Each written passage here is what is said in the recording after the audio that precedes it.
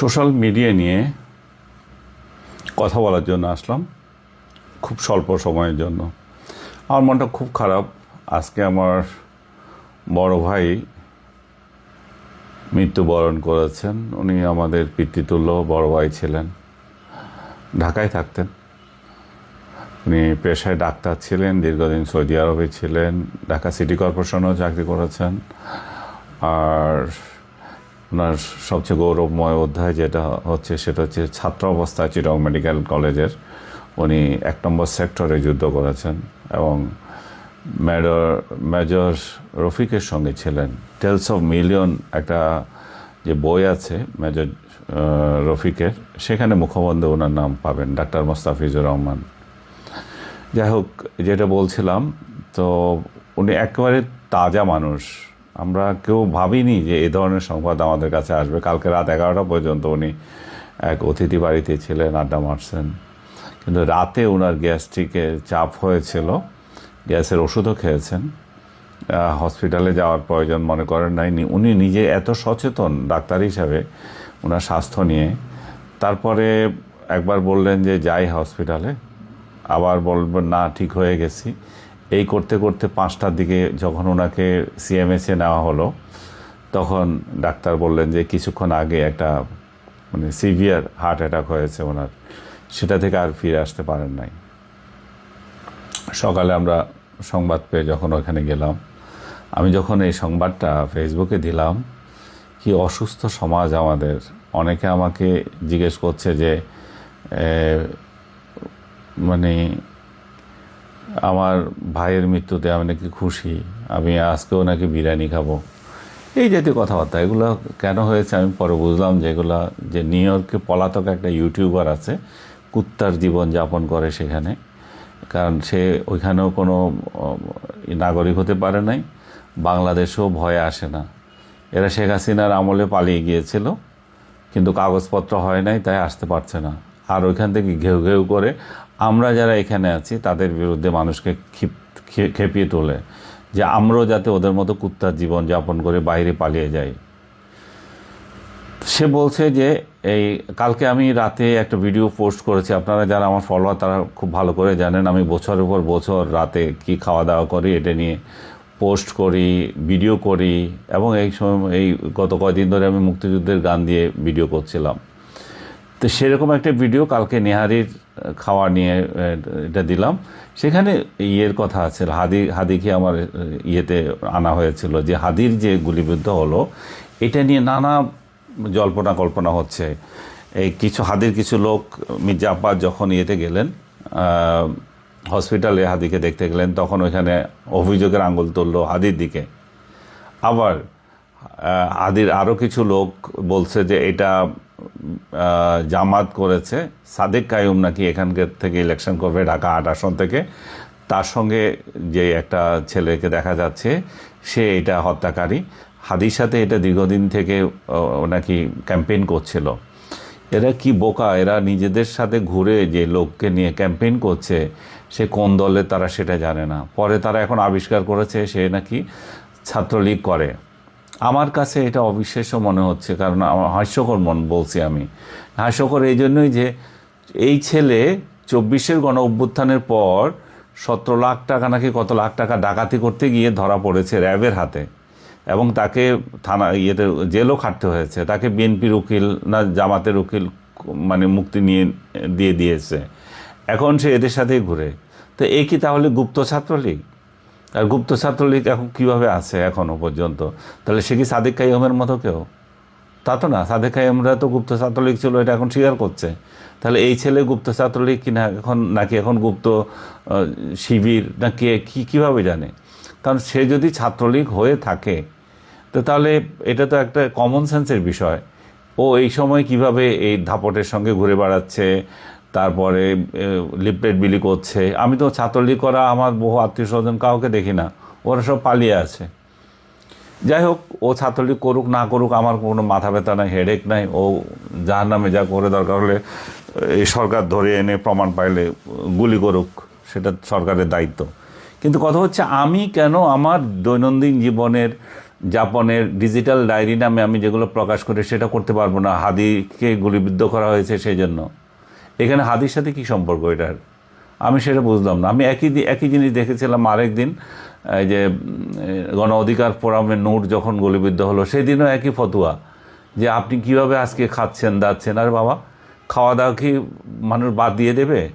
আনন্দ ফুর্তির কি মানুষের থেমে যাবে? এমন কি ঘটনা ঘটেছে যে তারা যদি একটা সেন্স কাজ করে, তারা যদি সত্যি সেদিন মারা যেতেন, সেরকম একটা দিনে যদি কিছু হতো, তাহলে আপনি বলতে পারতেন যে হ্যাঁ ভাই, আপনি বোধহয় আনন্দ করছেন। না ভাই, আনন্দ করার কিছু নেই। আমাকে এই যে সকাল থেকে দীর্ঘ মানে একটার পর একটা মেসেজ যারা করছেন, তাদের একটাই কটূক্তি, গালাগালি। আমি বুঝতে পারছি যে হাদির অনুসারীরা হাদির মতোই কীভাবে গালাগালটা রপ্ত করে ফেলেছে। একজন মানুষকে না জেনে, না শুনে, না বুঝে কোনো একজন পলাতক টোকাই কি বলে দিল, সেজন্য আপনি গালাগালি শুরু করে দিচ্ছেন। আমাকে মেসেজ পাঠাচ্ছে এরকম, তোকে 10 টুকরা করব, তোকে এই করব, তোকে সেই করবো। আর ভাই, করবি কর। তোরা যদি হাদির অনুসারী হয়ে থাকিস, তাহলে তো হাদির কথাগুলো তো মান। হাদি তো বলেছিল রাজপথে আমাকে কে মেরে গেল সেটাতে আমার কিছু আসে যায় না, আমি এরকম মৃত্যুই চাই। আমাকে আরও আমার পরে আমার ছেলে আসবে, আরও কেউ আসবে, আমার প্রজন্ম আরও তার প্রজন্মর পরে আসবে, আমি সেটা বলি না। কিন্তু আমি এটুকু বলি যে মৃত্যু ভয় আমার নাই, এবং মৃত্যুর মতো এবং তোদের হত্যা করার মতো এমন কোনো কাজ আমি করছি না। আমাকে তোরা নিজেরা কেন আওয়ামী লীগ বানাস? আওয়ামী লীগ বানাতে যাস কী কারণে? আওয়ামী লীগের আমলে আমি কথা বলতে পারি না। আওয়ামী লীগ আমার উপর যে নির্যাতন করেছে, আমার সাংবাদিকতার 12টা বাজিয়েছে। আর এই মুহূর্তে যখন আমি কথা বলি, তখন আবার আমার আওয়ামী লীগার। এখন আমাকে আওয়ামী লীগাররা খুশি হয়ে যদি আওয়ামী লীগার বানায়, সেখানেও আমার করার কিছু নাই। তোরা যারা আবার আমাকে আওয়ামী লীগার বানাস, তাতেও তো আমার করার কিছু না। আমি কী করবো? আমি তো আমার মতোই আছি। আমার তো কোনো রাজনীতি করতে হয় না। আমি কোনো টক শোতে যাই কেন? টক শোতে যারা ডাকবে তাদেরকে হেয় করবে, তাদেরকে এই করবে সেই করবে। আরে ভাই, টক শো কি আমার পেশা? টক শোতে না গেলে আমার কী আসে যায়? আমি আরও একদিন বলেছি, ডাকলে যাব, না গেলে না ডাকবো। এটা তো আমার পেশা না, এটা দিয়ে আমার খাইতে হয় না, এটা নিয়ে চলতে হয় না। আমি তো ফকিন্নির ঘরে জন্ম নিই নাই যে আমার খাওয়া পড়ার দায়িত্ব তোদের উপর আছে, আর তোদের জন্য তোদের কথায় আমার চলতে হবে তো, এবং খাওয়া পড়ার আমার ডিস্টার্ব হয়ে যাবে, তাই এগুলো নিয়ে আমার উদ্বিগ্ন হইতে হবে। আমার তো কিছু না। আমাকে বলছে যে আপনি কি আপনার ভাইয়ের দিন বিরিয়ানি খাবেন, নেহারি খাবেন? আরে ভাই, মেহারি আমার ইচ্ছে হলে খাবো। এটা ভাইয়ের মৃত্যু আবার কি? এটা তো আমার মন মানসিকতার উপর।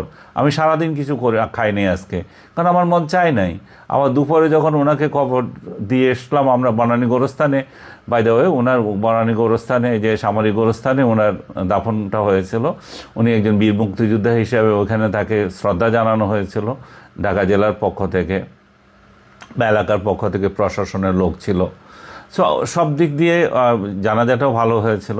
ওই যে সিএমএস হসপিটালে আমরা জানাজার আয়োজন করেছিলাম। এখন আমি আমাদের পারিবারিক কাহিনী বলি যে আমার আব্বা, আম্মা, আমার বড় আরও 2 ভাই মারা গেছেন। তারা যেদিন মারা গেছেন সেদিন কিন্তু আমরা এই মেজবানির আয়োজনই করেছিলাম। সেটাকে মেজবানি বলে, জিয়াফত বলে, যেভাবে হোক গরু কেটেই সেই অনুষ্ঠান করতে হয়েছে। কারণ যারা এসেছিল আমাদের বাড়িতে, তারা তো কিছু খাবে, তারা না খেয়ে তারা জানাজাতে আসছে, তারা আমাদের আত্মীয় স্বজন। তো আমাদের মতো এত বড় একটা পরিবারকে কি 2-4 জন বাদ পাঠালে হয়? যেটা একটা নিয়ম আছে কারো বাড়িতে কিছু পাঠানো, মৃত বাড়ি, সেটা কি সব বাড়িতে সম্ভব? তো আমরা আমাদের বাপ, মা এবং আমার 2 ভাইয়ের যে মৃত্যু দিবস, সেই দিবসে জিয়াপতই খেয়েছি। আজকেও জিয়াপত খেতাম যদি সেটা আমাদের বাড়িতে হতো, কারণ বাড়িতে হয় নাই। ভাইয়ের ইচ্ছা অনুযায়ী ঢাকাতেই তার জানাজা হয়েছে। এবং এই মুহূর্তে বাড়িতে আসলে এই সমস্ত আয়োজন করবে, আমার যে ভাইরা ছিল তারাও মৃত। এটা আমার পক্ষে তো গ্রামে যাওয়াই হয় না। সো আমরা ঢাকাতে এটা শেষ করেছি। এবং তোমরা যারা এটা নিয়ে ভীষণ উদ্বিগ্ন, আমি কি খেয়েছি, আমি দুপুরে সেই বিরিয়ানির মতোই জিনিস খেয়েছি। তো এতে কী হয়েছে? এটা কি আমরা কি হিন্দু যে আমাদের করতে হবে, যে নিরামিষ খেতে হবে এতদিন, ভণ্ডামি শোক করতে হবে, ভণ্ডামি শোক দেখাতে হবে? শোক তো নিজের মধ্যে না, শোক দুঃখ এগুলো তো নিজের মধ্যে, এগুলো ফেসবুকে প্রকাশ করতে হবে। ভণ্ডামি করার আর জায়গা পাও না। আরেক ভণ্ড লিখেছে আমার কি জানি হায়াত দিয়ে তাকে বাঁচিয়ে দাও। আরে বেটা, তোর হায়াত দিয়ে তোকে বাঁচিয়ে দাও, সেটা কি নিজ থেকে বলছিস? আমার তো মনে হয় না তোর মতো ভণ্ড যে একদিন একজনের কথা বলে আর একজন গালাগালি করে, সে আবার বলতেছে আমার হায়াত দিয়ে হাদিকে দিয়ে দেয়। যাই হোক, আমার হায়াত দিয়ে আমি হাদির জন্য চাই নাই, আমি হাদির সুস্থতা কামনা করে কালকে দুপুরেই তার ছবি দিয়ে পোস্ট করেছি। এবং এই যে অসুস্থ রাজনীতি, এই যে প্রতিপক্ষকে মেরে ফেলা, এবং এর বিরুদ্ধে বলেছি। আমি বলেছি এগুলো আমাদের সুস্থতা আনে দিচ্ছে না। 5 আগস্টের পর আমরা যেটা শুরু করেছি সেটা সুস্থ রাজনীতি না। হাদির প্রতি যেটা হয়েছে সেটা অসুস্থ রাজনীতি। হাদিকে আমি চিনি না, তার সাথে আমার কোনোদিন দেখা হয় নাই, কথা হয় নাই, টক শোতেও যায় নাই। ইনফ্যাক্ট মানে আপনারা অনেকে আশ্চর্য হবেন, হাদিকে আমি চিনেছি, সে আমাকে শাহবাগী বলে ফেসবুকে আক্রমণ করলো ওই যেদিন আওয়ামী লীগকে করা হচ্ছে, নিষিদ্ধ করা হচ্ছে শাহবাগে সেদিন। তাই হচ্ছে হ্যাঁ, আমাকে জিজ্ঞেস করছে আপনি কি এখনও শাহবাগে? আমি বলছি হ্যাঁ আমি শাহবাগী, আমি তো গিয়েছি শাহবাগ। কিন্তু দুঃখজনক ঘটনা হচ্ছে এই যে মূর্খরা যারা আমাদেরকে শাহবাগী বলে গালি দেয়, ওরাই শাহবাগের যারা মানে ছিল, উদ্যোক্তা ছিল, পিনাকি সহ আদার্স, ওদেরকেই পূজা করে। আর আমরা তো এখানে দেখতে গেছি তামাশা, আমাদেরকে বলছে শাহবাগী। তো বল শাহবাগী গেছি, শাহবাগী যদি হয়ে যায় ঠিক আছে। আমার আইডিওলজিতে তো এটা এমন না যে তুই আমাকে বলছিস সেজন্য আমি অস্বীকার করব না, আমি শাহবাগে যাই নাই। যাক, আমি যেটা বলতে চাচ্ছি সেটা হচ্ছে যে আমাদের মানসিকতা, যে আমরা যে একটা এদের নিয়ে আরেকটা কথা বলতে হবে। এরা যে মৃত্যু সংবাদ আমি যখন দিচ্ছি সেখানে অনেকে হাহা রিয়েক্ট দিচ্ছে, আমাকে অনেকে দেখাচ্ছে দেখেন আপনার এখানে এতজন লোক হাহা রিয়েক্ট দিচ্ছে, বোধহয় 70 জন না 170 জন এরকম দিতেই পারে। এটা তাদের রুচি, তাদের শিক্ষা। এরাই তো বাংলাদেশকে শিখিয়েছে মৃত ব্যক্তির সংবাদ দেখার পর ওইখানে লেখা আলহামদুলিল্লাহ, যে থ্যাঙ্কস। ওরা কেউ আলহামদুলিল্লাহ লেখে নেই, শুধু এটুকুই জিজ্ঞেস করছে যে আপনি কি আপনার ভাইয়ের মৃত্যুদিনে আজকে কি খাবেন। সো আমি জানিয়ে দিলাম আমি কি খেয়েছি এবং আগামী দিনে কি খাবো সেটা আমার ফেসবুকে যারা ফলো করে তারা অবশ্যই আপনি দেখবেন। আমরা এই ভণ্ডামি করি না, আমি শোকার্ত। তার মানে এই নয় যে ভণ্ডামি করতে হবে, শোকগিরি করতে হবে, হাদি গুলিবিদ্ধ, সেজন্য আমাকে যদি না খেয়ে থাকতে হয়, না আপনি আজকে কিছু খাবেন না, তো তাহলে আইন করো একটা। হাদি গুলিবিদ্ধ হয়েছে, আপনি ভিডিও আপলোড করবেন না, ভিডিও দিতে পারবেন, আপনি খাইলেও বলতে পারবেন না। তো তোমরা নিজেরা এটা করে আবার দেখাও, তাহলে তো একটা ভালো হয়। আর কি বলবো, এগুলো এই অসুস্থ রাজনীতি, অসুস্থ চিন্তা, এগুলো নিয়ে আর কথা বলতে ইচ্ছা হয় না। আর পলাতক যে 2 ইউটিউবার আছে তাদের তো মাথা এমনিতে খারাপ হয়ে গেছে। এই যারা এখানে যে গর্দভগুলো তাদেরকে অনুসরণ করে আমাকে গালাগালি করছো, তাদের তো এটা মাথায় রাখা উচিত। তোমাদের তো আরও বারবার বলছি, যেহেতু নির্বাচন আসছে, ওদের ভাত বন্ধ হয়ে যাচ্ছে, নির্বাচন আসলে একটা নির্বাচিত সরকার আসবে, সেই সরকার এই দেশের দায়িত্ব নেবে, তখন এই সমস্ত লাফাঙ্গা টোকাই রাস্তার কুত্তার মতো ট্রিট করবে তাদেরকে। এখন তো কিছু বলে না অনেকে, যে ফলোয়ার আছে কার বিরুদ্ধে কি বলে সেই জন্য। যাই হোক, আজ বিশেষ কিছু বলবো না, এমনিতেই মন দিল খারাপ আছে। আর আপনারা আমার ভাইয়ের জন্য একটু দোয়া করবেন। উনি খুবই ভালো লোক ছিলেন, একটা হঠাৎ করে মৃত্যুবরণ তার, এবং সে আল্লাহ তার একটা বড় খায়েশও পূর্ণ করেছে। সে সব সময় বলতো আমি যাতে কোনো অনুগ্রহে কারো হাতের উপরে বিছনায় পড়ে মৃত্যুবরণ না করি, আমার যাতে আল্লাহ এমন একটা মৃত্যু দেয় যাতে কাউকে কষ্ট না দিই। সত্যিকার অর্থে তাকে কাউকে কষ্ট দেয় নাই। সে দীর্ঘদিন অনেকবার অসংখ্যবার হজ করেছে সৌদি আরবে থাকাকালীন, কারণ সে তো হাজি ছিল, এরপরও গিয়েছে। তারপর আমার আব্বাও কয়েকবার হজ করেছে, আব্বাকেও নিয়ে গেছে, আমিও কয়েকবার হজ করেছি। আমাদের ফ্যামিলিতে আসলে হাজি সংখ্যাই এখন সবচেয়ে বেশি হয়ে গেছে। আমার মনে হয় পুরো মানে আমাদের গ্রামেও হবে না এত সংখ্যক কোনো ফ্যামিলিতে আছে এতগুলো হাজি। আমার দাদা, আমার নাতি, আমার নাতির বলেও হজ করছে, এরকম অবস্থা হয়েছে এখন। যাই হোক, তো ভাইয়ের এই মৃত্যুটা যাতে আল্লাহ তাকে বেহেশত নসিব করুক যেভাবে গিয়েছে। এবং এই ডিসেম্বরটা আমার জন্য সত্যিকার অর্থে একটা শোকের মাস হয়ে রইল। আমি এই ভাইকে হারালাম। এই আগামী 15 তারিখ আসতেছে আবার আমার মায়ের মৃত্যু দিবস। 15ই ডিসেম্বর উনি মারা গিয়েছেন। আবার 25 তারিখে আসতেছে আমার চাচার মৃত্যু দিবস এই ডিসেম্বর মাসটা আমার জন্য সত্যি একটা আনলাকি মাস। এবং এই মাসে বাংলাদেশ স্বাধীনতা অর্জন করেছে, কিন্তু আমার এই স্বাধীনতার পর আমার ব্যক্তি জীবনে আমি যা দেখতেছি, এই ডিসেম্বর মাসটা আমার জন্য খুবই শুধু মানে দুঃসংবাদ নিয়ে আসে। আমি চাচা, আম্মা, তারপর এই যে বড় ভাইকে খুবই ভালোবাসতাম। আমি দেখছি যে আমার ভালোবাসার মানুষগুলোকে আল্লাহ খুব তাড়াতাড়ি নিয়ে নিচ্ছে এবং হঠাৎ নিয়ে নিচ্ছে, কোনো ইয়ে ছাড়া। চাচাও ঠিক এরকম এক রাতে মারা গেলেন, মানে এই হঠাৎ বুকে ব্যথা হয়েছে, হাসপাতালে নেওয়ার পথেই মারা গেছেন।